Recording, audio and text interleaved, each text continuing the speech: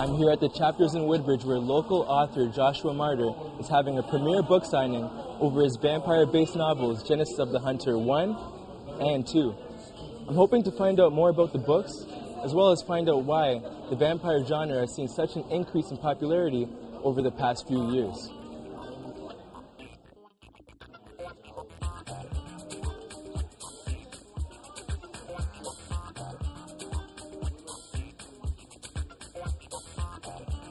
It's essentially the origin of the vampiric legend. So what we have is a character, a sentry, which is like a guard or a soldier who protects a town.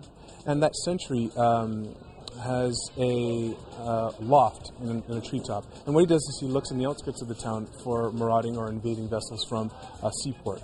Now, that sentry becomes changed one night in his post when he encounters these two figures, which turn out to be vampires. And through this change, he lives from 1483, northern England, and in a kind of a story of self-discovery, goes throughout much of time as he finds he has a very unnatural longevity, and goes from the Middle Ages to the present, and finds himself in modern-day Manhattan. I've always had kind of an affinity for stories that dealt with something just a little bit beyond the regular story of humankind. The vampiric legend kind of describes a character or a creature that is so close to humanity, but there's something bestial about it, something stronger, something more to it. And I suppose that's what drew me. I'm not necessarily a die-hard vampire fan specifically. It is the realm of the unknown and an interesting work of fiction that appeals to me. So that was kind of my motivation. Why do you think this has become such a popular genre over the years?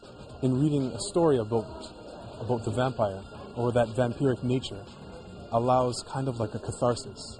And I think that is part of its popularity. Something that we can identify with so intimately and is so compelling on our baser levels and our more imaginative levels as well. I believe that's why that vampiric subject matter is so compelling. And it's the unknown, right? And anything that involves a bit of mystery, I find can be very compelling as well.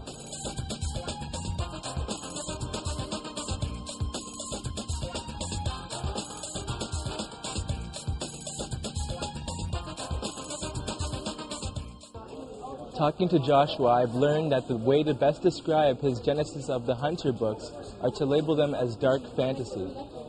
Well, why have they become so popular with people over the years? Because they've been a way for people to connect on a human level with vampires, but also it brings that next step into fantasy that people don't get in their everyday lives. With that, I'm Jonathan Gale, and that's York Region Living.